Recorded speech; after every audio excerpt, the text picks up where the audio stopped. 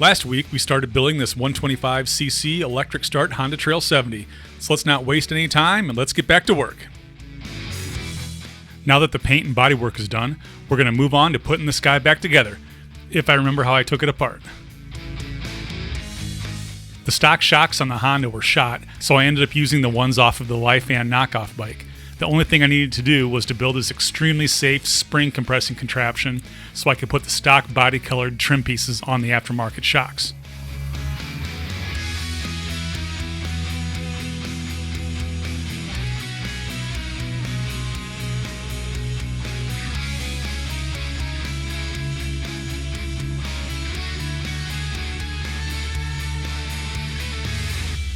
Yeah, that looks stock enough for my taste.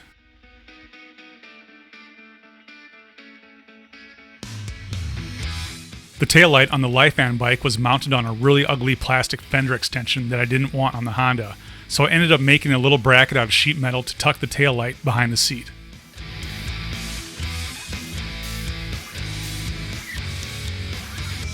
Are the shocks that I took off of the Chinese bike still super? Yep, they're still super. The meats I'm using are a Maxxis 120 by 90 10-inch tire if you're interested. Just be careful. You may need to relocate your front fender if it's a low mount one.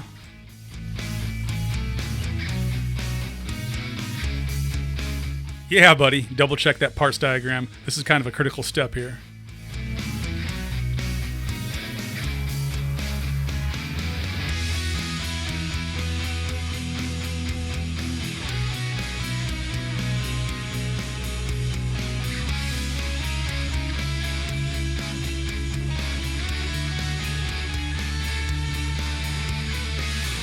Here's hoping I can put the front fork together without losing any bearings.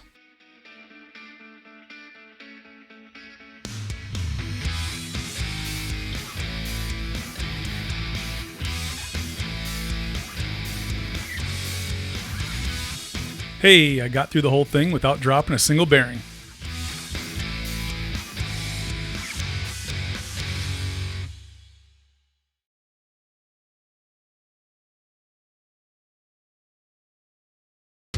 Now that I got the triple trees on, I'm going to go ahead and mount the headlight and fork tubes.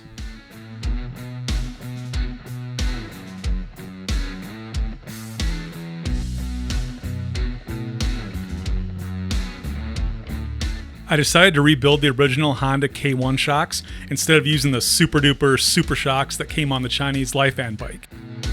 I'm really digging the looks of the original style shocks, and it definitely looks a lot more period correct for an early 70s bike.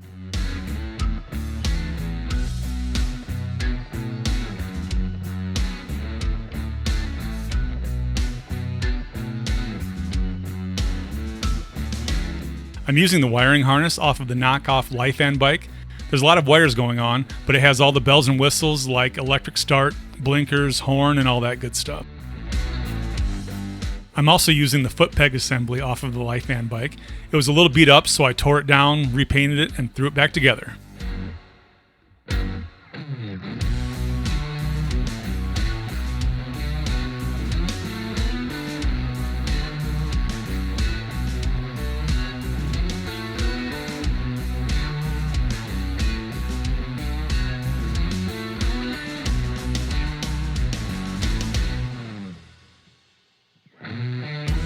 I'm using a semi-auto 125cc engine to mock everything up.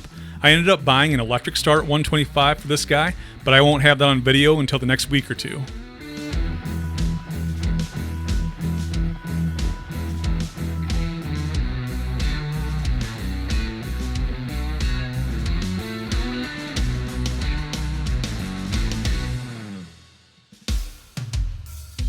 These big fat Maxxis tires are going to look rad.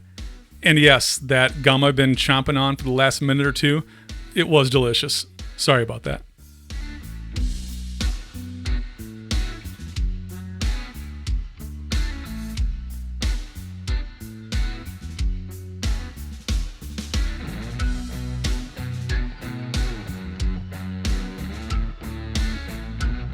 The wheels and brakes are painted and completely rebuilt, and now I'm adding on new brake and speedo cables.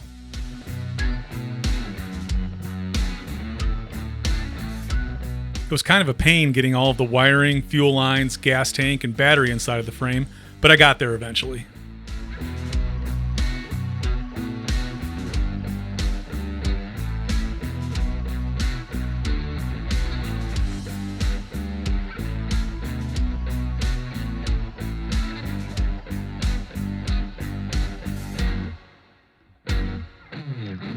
Now that's looking pretty tidy.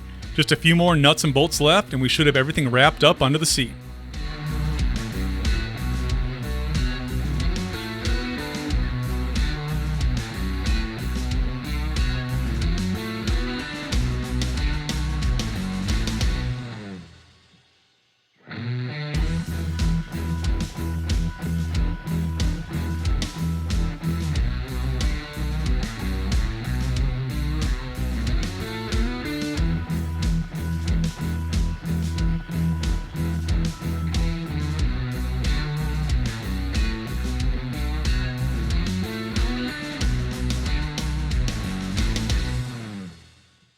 Hey, if you like what you're seeing here, please subscribe to the channel and be sure to click the notification bell so you'll know when I post new videos. Or follow me on Facebook, Instagram, Twitter, or my website, BigfootBikesandBrews.com for some exclusive sneak peeks of what I'm working on for future videos.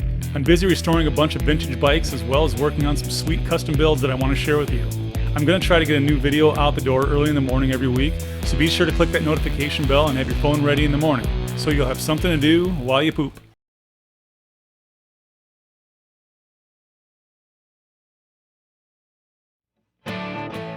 Since I decided to go with a semi-auto transmission, I wanted to add a rear brake lever where the original clutch lever was. The problem I had was the original Lifan bike had rear foot brake only, so I ended up building a little cable-operated brake pull arm similar to what was on the original semi-auto bikes. I started out by drilling out these bushing dealies with a really dull bit, and these guys will slide onto the original foot brake mount on the bike frame.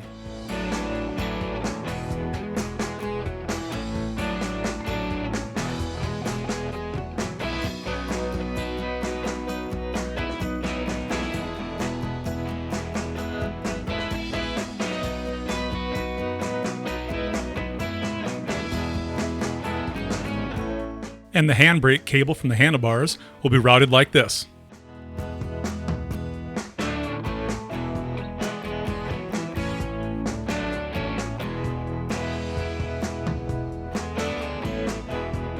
My plan was to take a brake arm from a 3-wheeler drum brake out of the parts pile, drill it out with a really dull drill bit, and braze one of those bushing guys to the pivot point. I'm just wondering, do y'all want to see more in-depth fab work like this on my videos? I know I've been blowing by hours of tedious work like this on a bunch of previous videos. I just wasn't sure if you wanted slow-paced stuff like this or not. Let me know in the comments below if you want to see more like this in the future, and I'll do what I can do.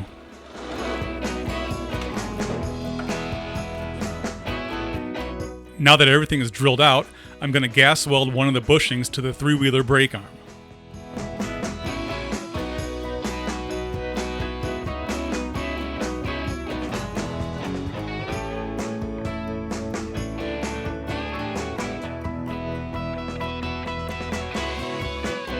And then wire weld a little rod towards the top of the brake arm, so hopefully when I pull the handbrake, the rod will push against the foot brake arm, giving me front and rear brake control from the handlebars.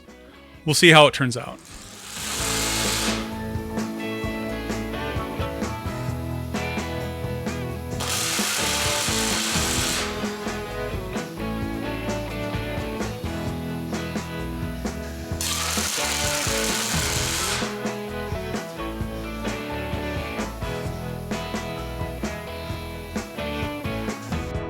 Yeah, it works like a champ.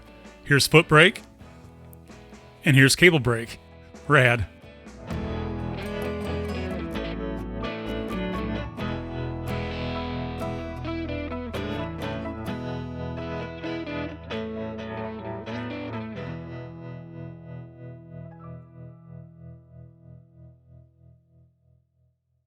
Alright, I hope you liked this episode of Bigfoot Bikes and Brews. Click on one of the videos here if you want to see some more, and please click on the Bigfoot button to subscribe to the channel and join in on the fun. See you next week.